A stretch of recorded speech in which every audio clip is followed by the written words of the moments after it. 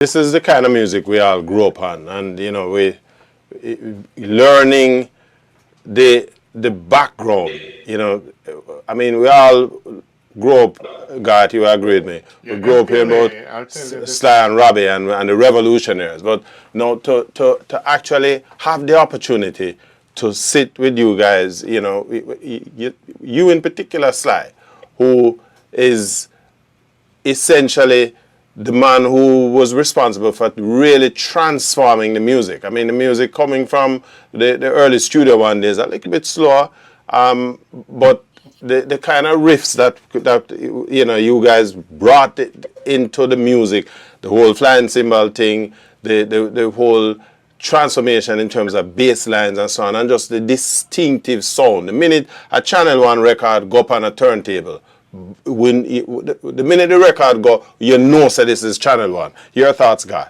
Post Channel One days, you could definitely hear when a taxi production come on, like Wailing Souls, Black Uhuru, all of these songs, the Peter Tosh, Walk and Don't Look Back, Herbman Hustling, you could hear the definite Sly and Robbie sound.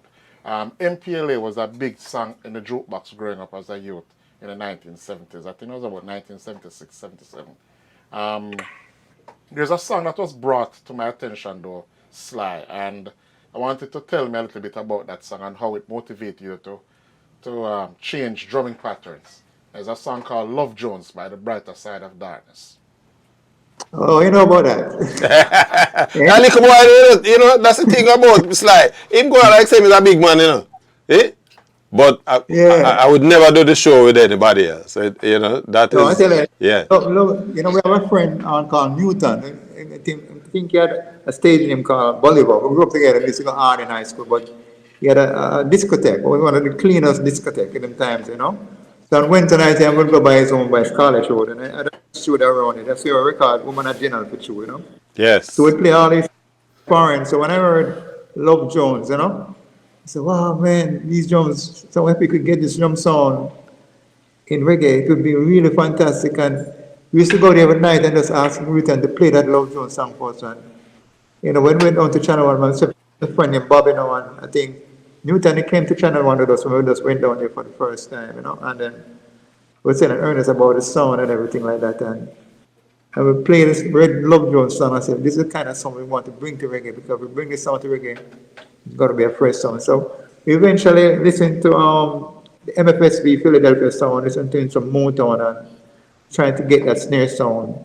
Because I think in Jamaica, the snare was okay, but we want a definite sound on the snare, so I could really work the snare in a certain pattern.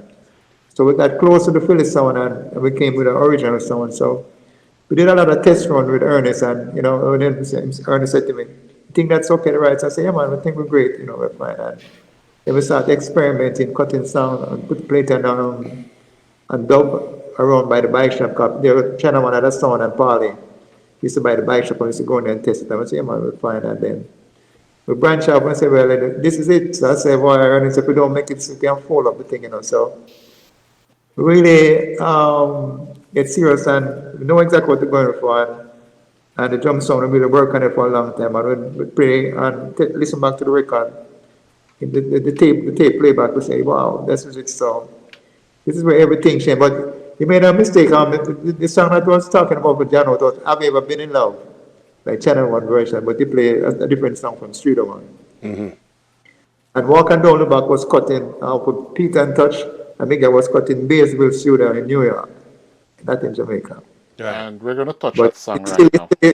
Still hear the Sly and Robbie sound in it, still like it recorded in Jamaica. Because of that's the kind of influence that you guys took to the music. Yeah. Sly. There's a point though, before God, we can know God, we're going to run a couple more tunes, but before you get to that, I remember in an exchange with yourself and Robbie, a recorded exchange where you guys were talking about, again, going back to those early days when, you know, you're trying to break into the music, and there wasn't the kind of unity, if you will, amongst all the musicians. So, you know, everybody is like trying to outdo each other. But he spoke specifically about just not getting the kind of support, and which caused both of you to lean heavily on each other. And he talked about the experience with Michael Rose and Black Uhuru. You had a couple of songs. What was it? Guess who's coming to dinner? Guess Observe who's Life. coming to He wanted to dinner? put down with Michael. Say Observe again? Life. It came on a song called Observe Life. Yeah. Michael did. It came on a tit for table. Because what happened is like, when we started the production thing, we wanted it to be a giant thing with everybody, but everybody had their own label, so everybody wanted to do their own thing. So we realized that we left up to me and Robert to be together because everybody was separate, you know.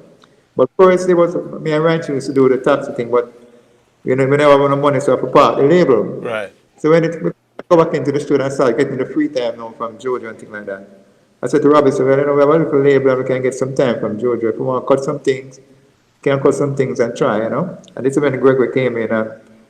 But apart from that, no, Michael Rose, brother and I were like good friends.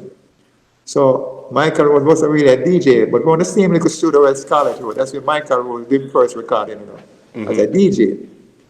So I kind of grew up with him as a little youth. Me and his brother were like good friends, you know. So we used to walk up, take Michael on a Sunday up by his aunt up by Verbena Avenue and Bay Farm Road and things like that, you know. But Michael's brother died in a crash. So Michael came and checked me one morning. I said, walk him, said, Joe died. I said, really? I said, all right. I said, I'm here so every day at Channel 1, so anything can check me. So it was up to me, you know, to say, because we try to bring Joe, his brother, as a producer, to produce Michael. Because me and Joe is good friends, so Joe dropped out now. So the band point to me to help Michael now. I think we went and did some couple of tunes for to 9, and we did an album for Blackford for Jamaican. So when we record a couple of songs with him, like, you know, I'm saying about this group and his friend Doug kind of a Blackford. I said, bring them in, it's, you know, open-minded to everything. Because right now, we're just trying to get the right sound out there. So we got a couple of songs like Let Him Go Like the Wildest song, and we did a version of No No No with Michael. And we did a song called The Age of Chaos with Blackford and Tamins together. Just testing the sound and put them out, and people kind of like the sound. So I said to him, boy, you know, we don't really cover the more song right now because people like the sound. So, and I told him, say, you know, he used to sing like Dennis Brown, so we'll have to find your own sound. So I gave him Earth, Wind and Fire cassette, also for Listen cassette, and the Teddy Pendergrass cassette. I said, listen to this singer and just create your own style from it. And when he came back with, and I said, well, that's wicked. But a lot of people never like it. I said, I love it because it's different, you know. So we proceeded to just record him, and I said, do anything time you want to do that. Just listen to the song, can give me a sound. And what happened, you know, we came back from the story Peter Tosh, and the Stones now were experiencing like playing at big festivals.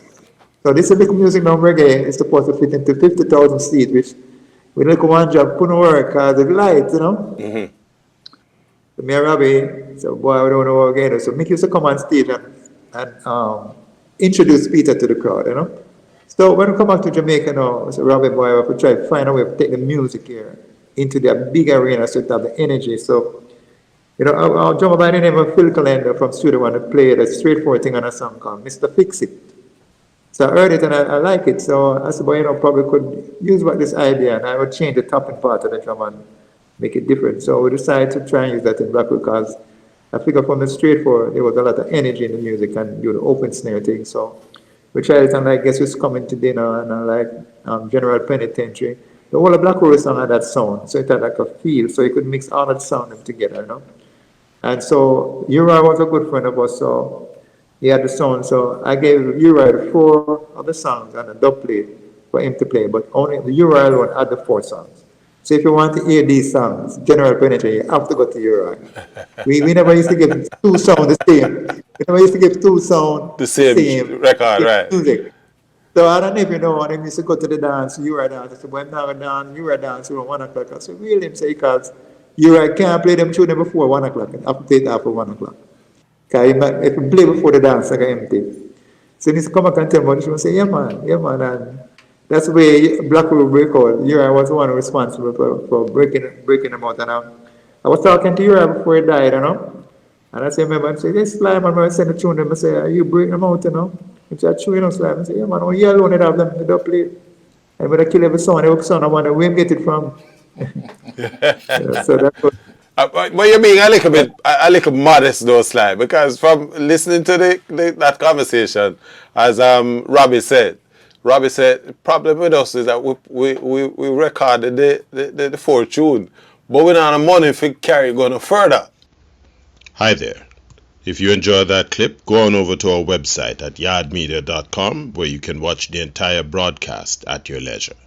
And while you're there, why don't you check out our other reggae music features? And before you leave, pick up some of our Jamaican reggae merchandise, and hey, don't forget to tell your friends.